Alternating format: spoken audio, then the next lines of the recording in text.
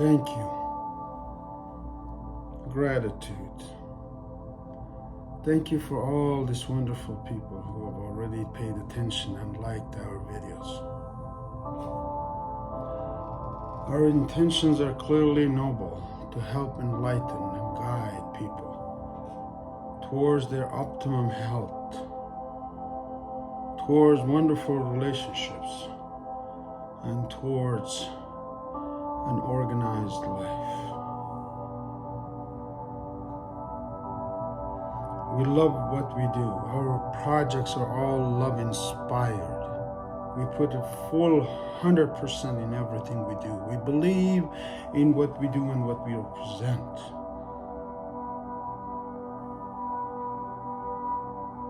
We take action in the direction of our aims, our goals, our dreams on a daily basis by networking with wonderful people who watch this video. We believe everyone is a miracle worker. That is why we established a ministry of miracles to help guide, support, empower individuals around the world.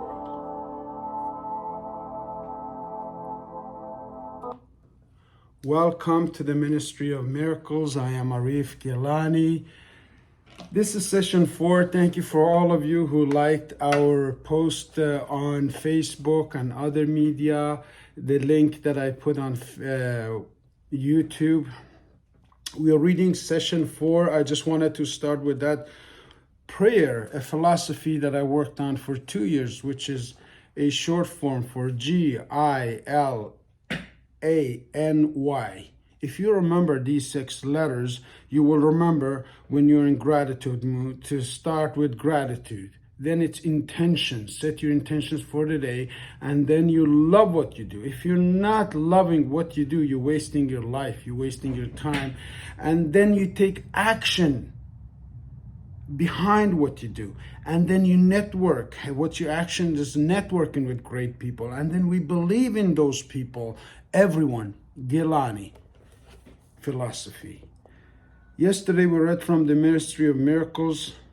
If you haven't watched, please go back and watch the last video so you follow up mentally in 10-minute segments, short enough for you to stay around. When COVID-19 crippled the world, we're reading from a Plan and Organized Life chapter, which is right here. I would love for you to get a copy on Amazon so you can follow along. But I'm going to read this for free for you. If you don't have the resources, if you can't invest in yourself, I am sorry, but I'm happy you're here. I'm happy that you have this video to watch. So perhaps you'll never see us again if you don't like this, if you don't share it with friends and family. When COVID-19 crippled the world, having recovered from 2 near-death experiences enabled me to build a strong mindset based on personal development wisdom. This is incredible stuff. I thought about authoring a book about developing a strong mindset and manifestation of health and prosperity during uncertainty we all faced. I asked myself, what is it? What does it truly take to change the future for the better? I want you to ask yourself that question. What does it truly take to change the future for the better? Is there a formula we can demystify the process of building a better life? I thought about problems we face with the wild spread of fear around the world. Its causes and its effects on mental health.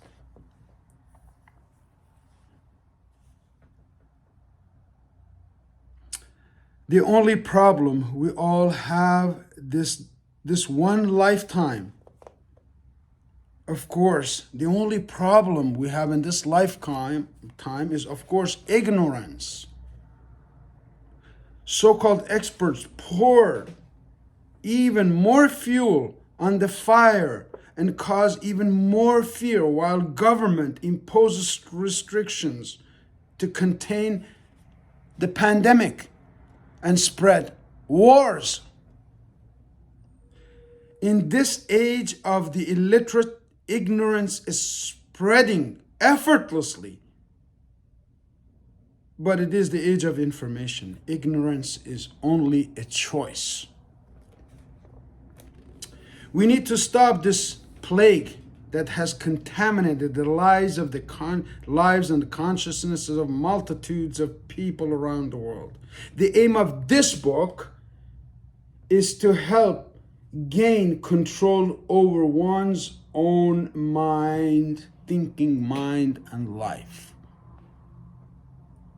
I'm not naive about the fact that most people never read another book after they finish their formal education. They never read another book after they finish their formal education.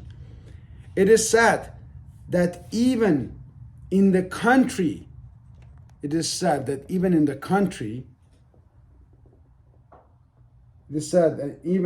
country like Canada, most people would only read books and manuals related to their work, and only if required by their company or workplace. I feel that this is sad.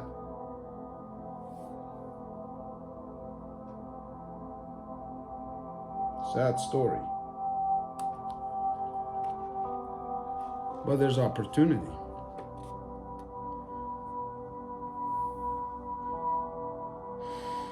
Self-help books and resources have only become available to the public in the past century. This is new information.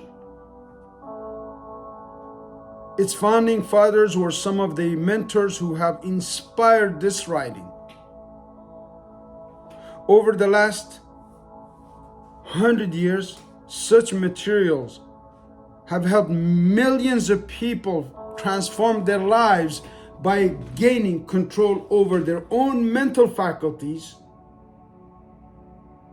going from rags to riches, or creating harmony in their lives, creating value for other people. Future in Canada. Making a lifestyle change can be hard, especially when you're stuck in adversity. For example, I was living in the middle of war in a third world country. I was not born into a wealthy family, but rather in a very educated family. My father, who was orphaned at the age of 7 and took on the family responsibility at the very early age to help raise 6 sisters and 2 other brothers, had a deep passion for learning. I get my passion for learning from my belated father. I had wonderful role models in my life. We had the respect of our people and a beautiful, simple life in a small village, less than 50 households, but all we ever had was gone in the war. The years of struggle followed. It reminded me of the little house on the prairie prior to the war.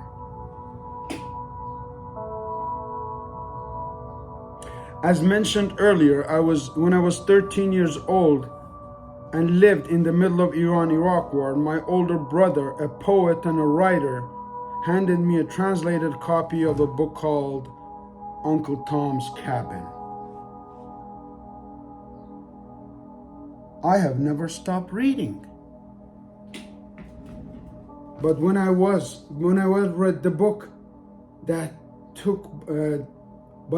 when I read that book by Harriet Beecher Stowe, an idea filled my heart that changed the course of my life. Every adversity has a seed of equivalent opportunity inside of it. I hope you have a wonderful day and enjoy this weekend wherever you may be. I'm Arif Gilani. This is the Ministry of Miracles. This is 10 minutes. Thank you for watching. Thank you for liking. Thank you for sharing. I appreciate the opportunity to bring you this wisdom on daily basis for 90 days. I made a commitment. I'm committing it. Will you commit to learning?